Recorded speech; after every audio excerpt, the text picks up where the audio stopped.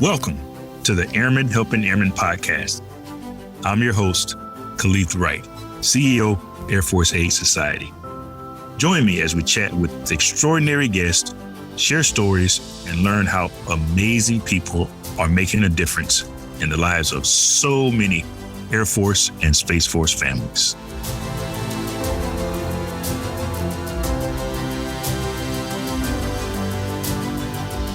Good morning and happy Election Day, everyone. Hopefully everyone took care of their civic duty today. And I have a fantastic guest for today's podcast, Mark Casper. First of all, welcome to the Airmen Helping Airmen podcast. I'm John Farrell, your host, the Chief Operating Officer of the Air Force Aid Society. In a moment, we'll go through a number of questions, and I think you're going to learn a lot of valuable information from a gentleman who's truly supporting veterans, which is obviously near and dear to our heart. Let me tell you a little bit about Mark before we proceed. He's the president and CEO of Tech for Troops, and he's been doing that since 2016. The intent of his organization is to take donations and turn that into training, education, and technology for veterans and families in need. They're dedicated to empowering veterans with skills, computers, and IT workforce training.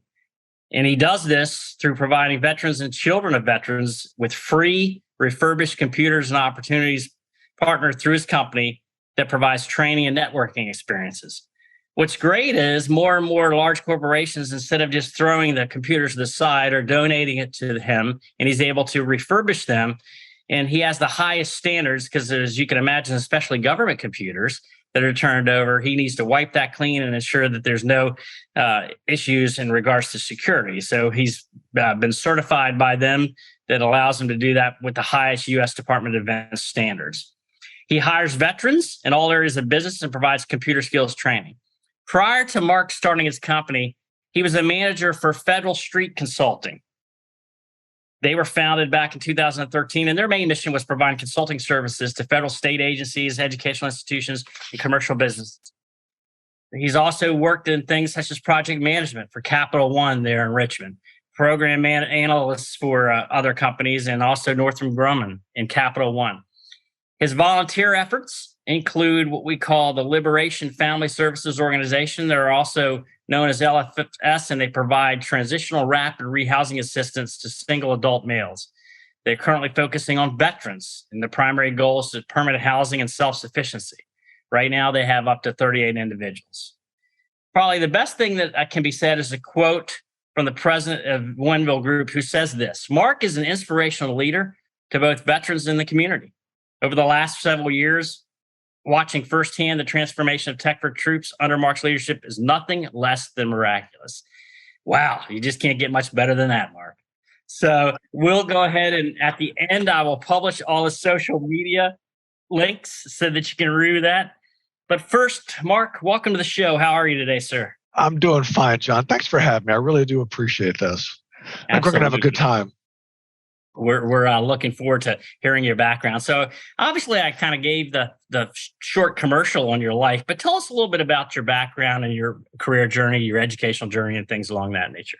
Sure. So I grew up in Texas and joined the Marine Corps in 1982, but, delayed entry, it was Valentine's Day, 1983, that I actually stood on the yellow footprints, which of course did not make my then existing girlfriend happy that I missed Valentine's Day with her. So that being said, it was, I had good 3 months of boot camp and enjoyed myself. Honestly, it was probably the best part of the Marine Corps because of the structure and the discipline and everything that we had to be instilled with. And then, of course, I did my 4 years in the Marine Corps, met my wife in 1984. We got married in 1985 and we're still together. So 37 years later, she's my soulmate, my inspiration, actually. And then as most vets, I thought I was going to get out. Back then in 87, no internet, y'all. There was no such thing as a cell phone. I thought I had the tiger by the tail. The world was going to beat feet to my house and I'm going to have a job and private jets and all that kind of stuff. And then, of course, reality hit. And that was the start of my journey of going to school because I needed it. And then into the corporate world, started with Capital One as a project manager. And from then on, I've just been progressing up. And then now I'm at Tech for Troops, which is, 25 years later after I graduated college in 1997. So what did you do while you were in the Marine Corps, and what part of Texas did you grow up? So I grew up in San Antonio, but my parents saw fit to move us to a little teeny tiny dry county called Lufkin, Texas.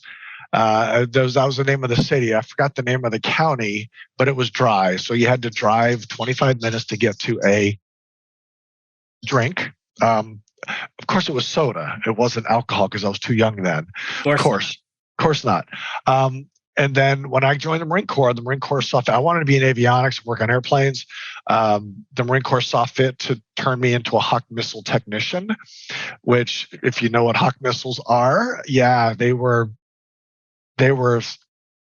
My computer was 7 foot long, 7 foot tall, and 3 foot deep.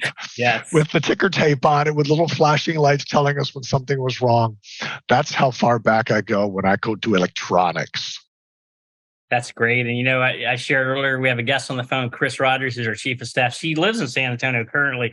And, what's surprising is it's funny, growing up in that city there, at one time, you may remember, it was the only city in America who had 4 active Air Force bases: Brooks, Lackland, Randolph, and Kelly. Yep.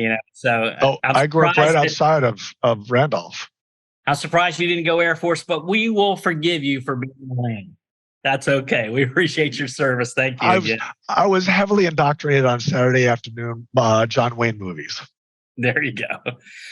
So, taking all your experience in education and the trials and tribulations of life, what's your definition of success for a veteran who's leaving the service? What are some of the expectations or the things that they should be aware of? Wow, that's a great question. I think success for somebody who's actively transitioning out is to be able to support their family if they're married and their kids without falling into or becoming impoverished. And I say that because the clientele that I work with, almost every one of them were impoverished. And when we all got out of the military, we had that, my mentality was tiger by the tail. I was going to make it, it's going to be, I think all of us have that. But if you don't plan a year plus before you get out, then there's a greater chance of you not being successful in life because you didn't look out into the world and figure out this is not the direction I want to go in, i.e. get out with, say, a month's worth of rent in the bank. You need 6 months of rent in the bank. You need a year in the bank, whatever that is for wherever you're going. And then honestly, use SkillBridge if you can, if you're allowed to get that job, to get that internship, to get that apprenticeship, so you can actually get into a good job when you get out. So to me, success is being able to support yourself and your family. And the other part is that you don't become depressed and what I call the stupid, right? That you actually fall into that place where I can't support my family, so nobody loves me or I don't love them or whatever that is, and they commit suicide. That's the worst in the world to me because you're hurting more than just yourself. Absolutely. Well said, sir. No doubt about it. I will say that the military in general has done a heck of a lot better job with transition assistance. I mean, I think back to, I hung up a uniform 18 years ago and it's changed dramatically in the services and the internships and some of the things that are available for them now. So I think we prepare, but I think you said it well when you said you just can't wing it. Now, I know too many people who wing it, and you have to be planning. So that's an important part. Let's talk about your organization. So tell me a little bit about the Foundation for Tech for Troops and how it came to development. Sure. So in 2014, the founder and her son had a Marine living on their couch. He got back from Afghanistan and didn't have a place to stay, didn't have a computer. So he didn't have a way of getting a job. I mean, in today's world, you have to have a computer to apply for a job. Very few places accept paper resumes, right? You could walk into McDonald's and probably do that, but that's not what we want our veterans to do. So he didn't have a computer. The son went to mom and said, hey, let's get him a computer. And that literally was the genesis for Tech for Troops. Started on the kitchen table, went to the garage, went to a storage shed, and then came into this building where I'm in now. And when I came aboard in December of 2015, we had 750 square feet. So that was literally how Tech for Troops started, was that idea of, hey, somebody needs a computer, let's help them out. Fantastic. So who's eligible to use your services? Anyone who's a veteran. So there are different ways that we support veterans. When they come into my training facility, which is right here beside me, I see 24, they get to take a computer home for free. And what that means is they have to spend the time to learn how to use it, to understand what it means, what a computer is. It's a tool, right? It makes sense. For those of us who use computers, we understand that a computer is a tool. But I actually was very humbled about 4 months ago. I was at a training facility down in Williamsburg, Virginia, about an hour away, and I had a Korea War vet, excuse me. His name was Lewis. And I always started with computers open, right? Made sense because just, pop them open for everybody and get started. And I got back to my desk where I'm sitting, and the phone rang, and I'm like, yeah, Lewis, what's going on? He's like, how do you open it up? So we literally start at that bottom level. Or I've been doing this for years, and it never occurred to me that somebody might not know that. So I know that I've had vets who come in who don't know how to turn it on. They don't know where the power button is. We teach that. We teach personal cybersecurity. We teach a little bit of financial management, but not much because we're not financial planners. We're not counselors. But it's more along the lines of, if you have a day job and you get $100, don't go to the check cashing place. Go to a bank and get a bank account so you keep that $35 at 35% that they're going to take from you to cash your check. So we do stuff like that. And then when the vets get a computer from us, whether it's here in Richmond or in Texas or in Northern Virginia, it doesn't really make a difference. They have a warranty for life. So that's their life, not the computer's life. And we just had a vet come in. He got a computer about 6 years ago, and he's like, "It's not working. It's getting really slow." And so we swapped it out, got him a new one, set him up, and sent him on his way. Because the only way we're going to elevate our brothers and sisters is through that support, that mechanism of support. That's so admirable. What a great thing. But I would assume, honestly, in today's world, or maybe I'm being naive, Mark, that the gentlemen, the Lewises of the world, they're the anomaly. They're the exception, right? Because most of us have grown up with computers. So are you finding, is there a certain age? Are you talking an older veteran? I think of my mom and dad who may not have understood computers, or what's the clientele? We run the gamut. Now it's Korea War, a lot of Vietnam vets, our age group from the 80s, who didn't grow up with a computer, but as well, we're finding that the Iraq, Afghanistan vets come in. So the pandemic, bad thing happened, of course, but a good thing that it showed was that digital divide amongst many, many people, students, veterans, et cetera, seniors. But I liken it to, if somebody like myself grows up in Lufkin, Texas, my parents are poor, and I don't have a computer to go up with in today's world, and I don't have a computer in the house, but I joined the military, I joined the Marine Corps, and I carry an M16. I don't have use for a computer in any part of my life whatsoever. I'll have a phone. I can do a phone, but who makes a resume on a phone? Very few people. So when you get out, if you don't have that skill set of just pounding on a computer, learning how to use a keyboard, you're not going to know how to make caps. You're not going to know how to underline, you're not going to italicize. So many other things that you can do on a computer, right, besides just Word. And that's really what it is. We have younger vets coming in, 28, 29, 35 years old, who have no idea that you can't break a computer by pressing a button. Wow, that's a rude awakening, and thank you for sharing that. Obviously, I live in a white collar world, so so I'm just so used to it. But that is fantastic. So you kind of inferred a little bit of this, but what challenges do you face making your organization's main goal a reality? Wow, that's actually a fantastic question. There's two parts to that question, two answers, I should say. The first one is finding the vets who actually want to elevate themselves. It's pretty sad, and it's sad in my mind. I've given vets computers here in Richmond, and I'm sure around the country as well, where they take it, as soon as they get it, they pawn it off, and they get their $20, and they go buy cigarettes and beer, and they're done, right? When that happens, and I know it does, if somebody calls me up and says, "Hey, my computer was stolen," first words out of my mouth for sentences, "I need a police report," or you don't get another one, because that's what happens. But the other part of that is having veterans be in-need veterans. So we see the guys on the street corner with the signs, right? And I've helped some of those guys out. Some of them are fake, but I've helped those guys out. In-need veterans they're not sexy, right? So finding the financial support, the corporate support, yes, we support veterans, but what they want is that veteran who's going to come out and take that corporate job or help them fill that corporate spot for them, not the guy who is struggling to make ends meet and support his family and get that next level job, right? So they may be at a 7-Eleven, there might be construction, whatever that is, and to get to that next level because they don't want to do that the rest of their life.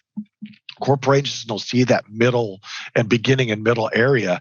And when you don't see that, it's hard to support. We're very blessed that we get support from a lot of corporations, but I also need their equipment. So without a computer, I can't do my job.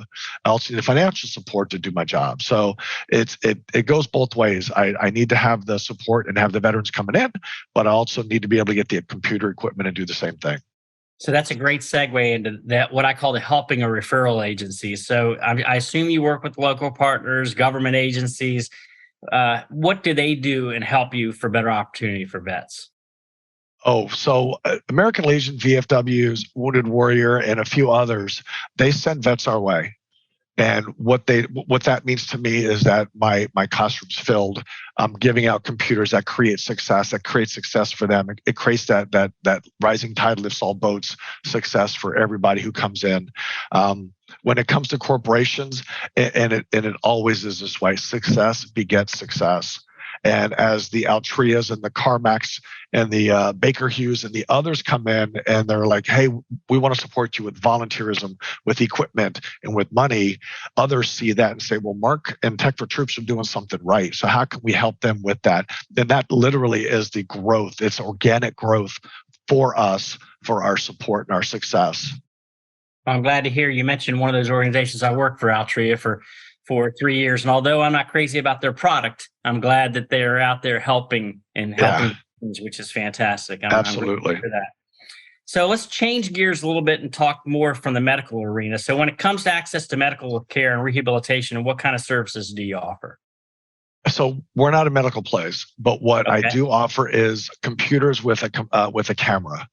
Right? If you don't have a camera, you can't telehealth. And during COVID, we saw, actually, it's still going on. So many people just did not go into the doctor, right? They were afraid, they were denied, whatever that issue was, a reason they didn't get in. But if they had telehealth, they could have gotten support and gotten medicines and diagnosis, whatever that is for them. So every computer that goes out the door for us has to have a camera, a working video camera for a veteran and their families. Good. Now, the coursework that you do, you said you have chairs for 24 people. So when a vet comes in, are you teaching what I'll call computer skills 101? What are you covering with them when they come in? Same thing. Yeah, absolutely. We call it basic computer literacy skills. So we teach them how to use it and open it. We actually are wrong word. We're about to grand open our learning management system. So we were about to come out with it as 5,000 classes for vets to be able to take for free. So even if you don't get a computer for us and you're a vet, you prove yourself who you are with us, DD-214, VA card, something along those lines, you'll get access into this system to take classes, certification classes. So if you log in, we're going to have a basic computer literacy classes, intermediate computer classes, and then expert or advanced. And I liken it to an analogy of, if you're a basic computer user, you can be dropped in a pool and you can get to the side. If you're an intermediate user, we'll drop you in a lake and you can get to the shore probably, right? You might struggle a little bit because there's a lot more to look at. But once you're dropped in the middle of the ocean, that advanced level, you dang well better know which direction you're going in or you're not going to survive. So we're trying to make it so everybody who logs in doesn't have to be basic, because that literally is basic computer literacy. But you start out in the intermediate level, some financial management, Microsoft Word, PowerPoint, and get you to that intermediate to advanced level. And then you can go into the advanced courses where there's tuberculosis and Python coding and golly, you name it, it's in there. So we were ready to open it in September, but then I realized, how am I going to keep my vets who are basic users from drowning in the advanced? Because everybody's going to say, I'm advanced, and then not know what to do after that. Right. So, I mean, that's what we offer our vets when it comes to computers and education. Fantastic. And I know you kind of said you helped homelessness folks on the corner. So what other work do you do with homeless or housing issues? Do you do anything associated with that, or is it primarily suited towards bringing them in, having them learn the skills, and go from there? So we do. We bring them in and teach them the skills. What we do is we help other veteran service organizations, nonprofits that support them, whether it's housing, whether it's medical. It doesn't really make a difference. If you're a VSO, we'll support you in one way or another. If you're looking for computers or you want referrals or whatever it is you're looking for, we support you with that. So we've given away computer labs to the VA. We have one at McGuire down here in Richmond by the VA hospital. We have one up at Jablocki in Milwaukee, giving computer labs to schools, as well as the Red Bud, Lakota Sioux, Indian tribe. I mean, it's just, if you need help, we're here to support you. That's fantastic. So where do you think the retraining of veterans have fallen short in the past? What can we do more of, or what do we need to do more of? Oh, man, that's a great question. No one's ever asked that one. What can we do more of? Mentorship and support.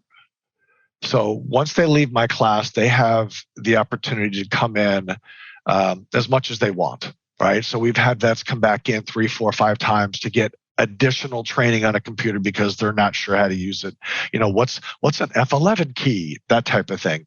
And then we'll also train them or help them with Word, Excel, and PowerPoint, but we don't have time to just sit and do that for them. So we'll get them started and we'll point them at classes. Soon I'll have my own classes to give them, but at this time we don't. So I think if we take each active duty transitioning, each veteran, we take them by the hand and say, hey, here's a place where you can go to talk to people about what's going on, to engage with and network. People don't understand that networking is key. Because if you don't network, you're always going to have that same circle of friends or family, and that's as far as you're going to get. Whether you network at your church, whether you go to networking classes or places that network. We have Synapse here in town.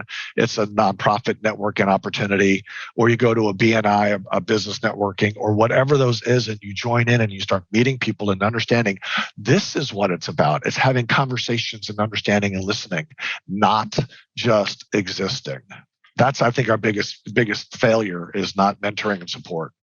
Yeah, there's a lot to be said. You know, I believe in networking, but I like the word connecting better. But you got to network before you get to connection. And I think that's just so important in today's world. I always joke and say I wouldn't have hired John Farrell either with this February 1st, 2005 resume, because you don't know what you don't know until you experience it, right? So a lot of folks, God bless them, the TAP, they do a great job, don't get me wrong, but many of them are civil servants. And they haven't worked in the corporate world. And it's a little bit different doing a military resume in the federal sector compared to outside the gate, right? So Totally do you agree. do any work with that? I know you talked a little bit about the computer aspect, but do you actually help them with their resumes as well? We do. I'm known in Richmond to the veteran community and this is having seen resumes. So I hired a Marine a couple of years ago, before COVID, and he had in his resume, and the reason why I hired him is because his resume was so bad. And it literally was so bad that we all hated our teachers doing red lines on our papers. I don't think they do that anymore, but I was doing that, right? And I would literally just like line by line, nope, nope, nope. Nope, nope, nope. Oh my God, no.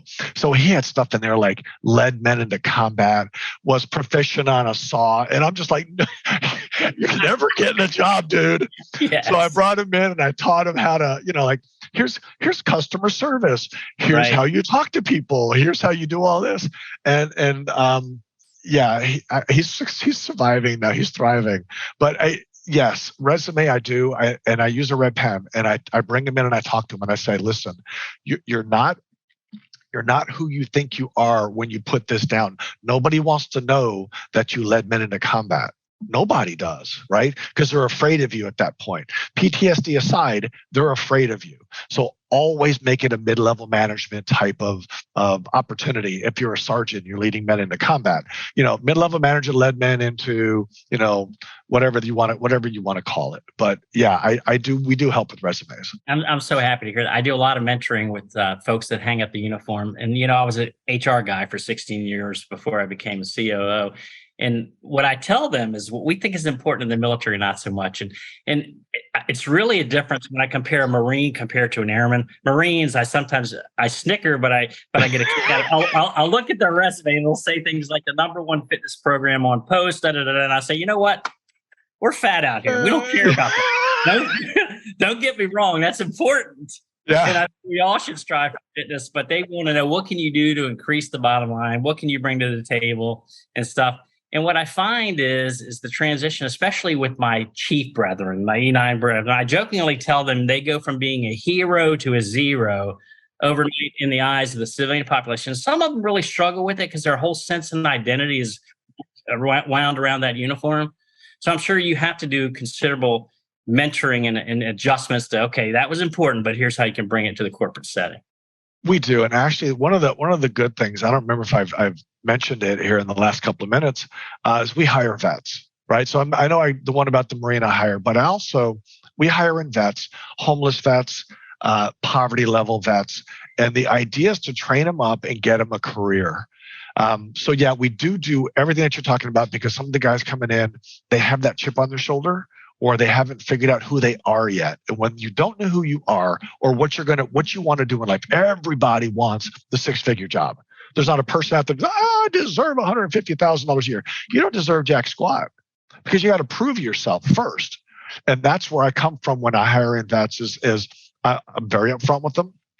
I don't sugarcoat much, right? So there are things they can know and things they shouldn't know, but then there's other things that I definitely like. I'm on top of it, and I'm saying, here's what you got to be. If you're meeting a customer outside, you had better be nice, right? Because they may have not been in that place. So hiring my vets is a good deal because it teaches my civilians about the veteran world, but at the same time, it teaches my veterans about the civilian world. Absolutely.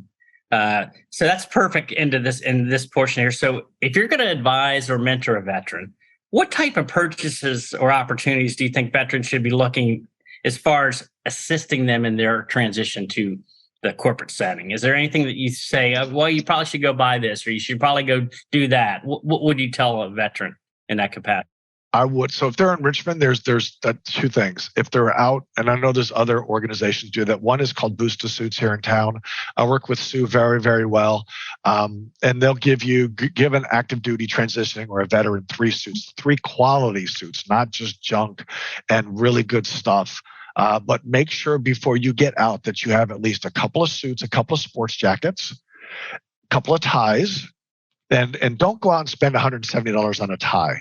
Go out and get something good mid-grade that you're going to be able to wear, a couple of, collared shirts to be able to wear, and then good shoes. And keep the shoes shined. You may have hated shining shoes when you were in, but keep the shoes shined. And then, of course, nice socks. But the whole kit, you have to have that when you're going in for an interview. If you're going for a networking event, you got to have that. So that would be the first thing I tell them to buy. And do that before you get out, so you know you have the money that's already in your closet waiting to go. And then do not go in looking like a dirtbag, shirt untucked and just all sort of creasy and stuff. Make sure you spend $1.79 to get it dry cleaned.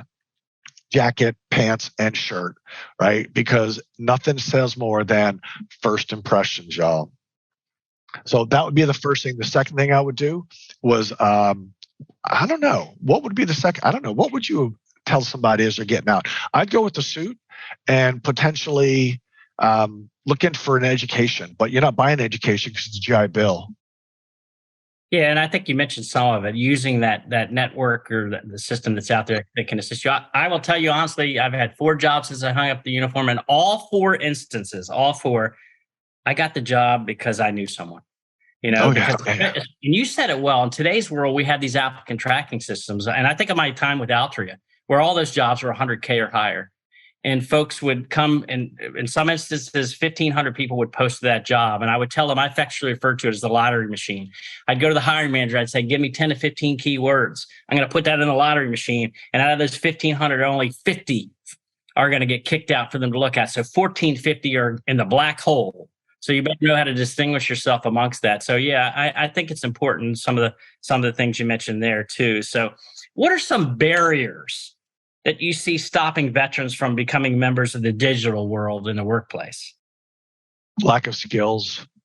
The older vets, they can use a smartphone, but they're not versant on a smartphone. And then, of course, computers is the same thing.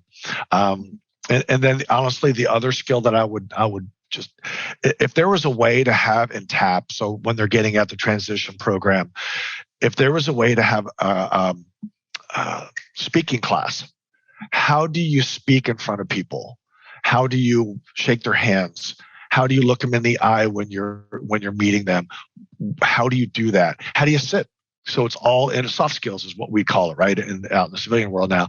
But I get enough in to where they're sitting cross-legged, and they're sort of slumped over and they're doing all that. And I'm going to hire this girl, but I had one come in not long ago and she's like sitting and she's arms crossed and her legs are crossed and she's leaning way back. And when I hire her, I'm going to bring her in and say, this is not how you do it. So when you go to your next job, I'm actually trying to place you in a corporate role where you do want to make your six figures, right? You might not start out at six, but you're going to get there, because you're going to learn some skill sets to be able to do that.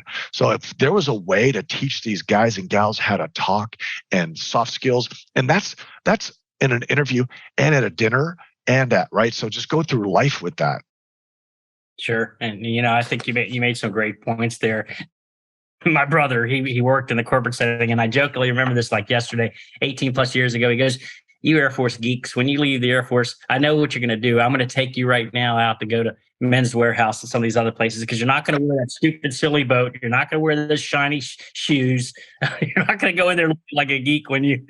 So sometimes it goes back to you don't know what you don't know until you experience it. So exactly. That's kind of that you're doing that. So this one, I think this is an important one. What can friends and family members do to help ease the transition of their loved ones? What recommendations do you have for family and friends? That's a great question. So when I got out, my parents offered to have my wife and I move in with them into Lufkin, Texas, which was not happening because I wasn't moving back to Lufkin. And it wasn't going to Texas because the oil bust had just hit. So that was just like, I'm not going to become a 7-Eleven clerk, is really what it came down to. I think the best thing the parents and the siblings and the friends that are in that area, if you're moving back, can do is stay in touch, offer support, do meals, right? And not like you have to give and give and give, but just stay in touch, because as that veteran, as that person transitions, becomes more civilian, there's two things that's going to happen. One is they're going to find their place in life and hopefully find that career and then start elevating themselves. Or two, they're going to go to that place where they become impoverished and they're going to start dropping like a stone. And that's where I believe a lot of the suicide comes from because of that. And, when the impoverishment happens, the marriage usually starts to disintegrate, because they're fighting over money. You spent $5 on this. We don't have $5, and that kind of thing. So stay in touch with them and talk to them and let them know that it's okay, right? We all struggle in life. There's not a person out here who doesn't struggle. From the Elon Musk, who probably struggled when he was a kid. That's about the only time he ever struggled. But that level on up, right? Just let them know that it's okay to be with them and to ask questions. And if you did go into combat, there is PTSD, there is trauma, that it's okay to ask for help for that too. You don't have to go to the VA. You can go to the local whatever you have in your area and talk. You can just walk into my office and talk. I'm not a combat vet, but I'll listen to you. And I have combat vets here who I can have talk to you. Now, they're not counselors, but when you have somebody else you can talk to who's been through what you've been through, it makes you feel better about yourself, that you're not alone. And you're not alone, honestly. You're not alone. Well said. And I assume you do some work with the Veterans Administration. I would say that they've gotten so much better over the years. I had a podcast last week and I shared this with them. I kind of carry guilt personally, because my dad was one of those guys who was in the Army and the Air Force, and he ended up getting, because of being a Vietnam Agent Orange and severe Parkinson's. And I never had encouraged him to go to the VA, and he didn't go to the VA until he was 85 years old. Wow. So he was able to experience their services for about 4.5 years before he passed away. Right. Wow. So in hindsight, I kicked myself and say, why did you not do what you should have done? So tell me the work you do with the Veterans Administration. So we're very close with the Richmond VA, and there are a couple of other places across the nation that we've worked with, but not as close because we're here and we're not there. Richmond is a polytrauma unit. So like Martinsburg, West Virginia is for PTSD, Richmond's polytrauma. And we used to have, and this was a long time ago, this is 16, 17, we had an art program where we brought in the vets who were in wheelchair bound, paralyzed, paraplegics. And they made art out of computer parts, right? It was a lot of fun. And they'd bring the bus up and they'd get off and they'd do their thing. So we're very intertwined with the VA when it comes to that. We don't do that art program anymore, but we still bring in vets for training, for computers. We still support them when they ask for computers at the hospital. We'll send them down there with them as well. So Richmond is a great location for us. Our idea is to branch out to the San Antonios, right, to the Dallas, to the Denvers, and et cetera, and support more vets with what we do. But absolutely, the VA is critical to our success. I'm so happy to hear that. So we're getting near the end, Mark, and I'll allow you the last word. But I always like to ask this last question. So I love a reporter who you'll know his name, who was the CBS Evening News anchor for years, a guy named Dan Rather. And Dan's like one of my favorite interviewers. And he has a show on Access TV where he interviews politicians, entertainers, and he always concludes the interview with this question. What question should I have asked you that I didn't? Okay, now I've watched him, and now I'm like flummoxed. What question should you have asked me? I think, or I'll phrase it this way. What is it that we have not talked about that you really wanted to make sure that our audience knows?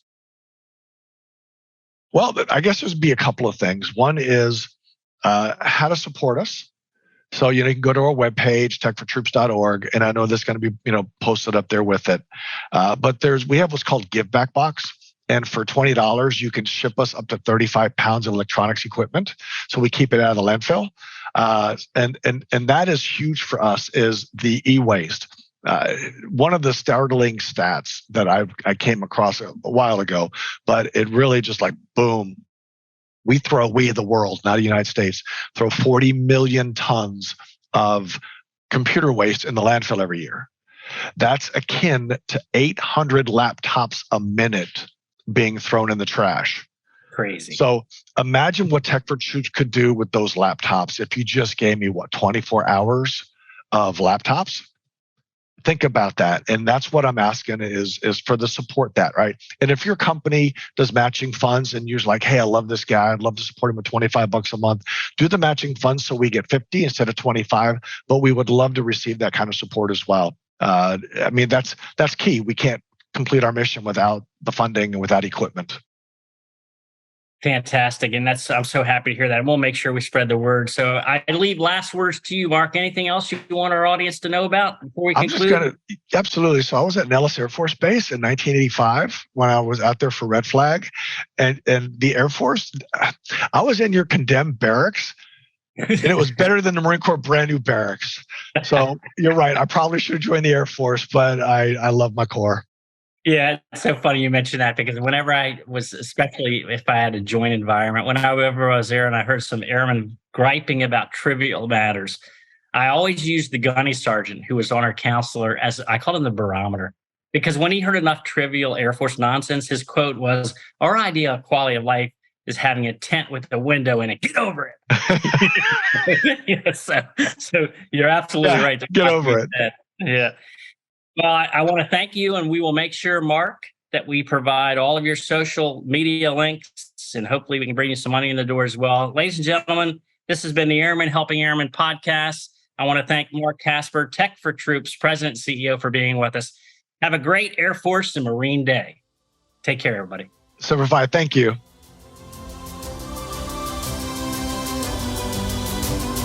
Thank you for listening to today's episode of Airmen Helping Airmen, brought to you by the Air Force Aid Society. To find out more about how we make a difference, visit afas.org.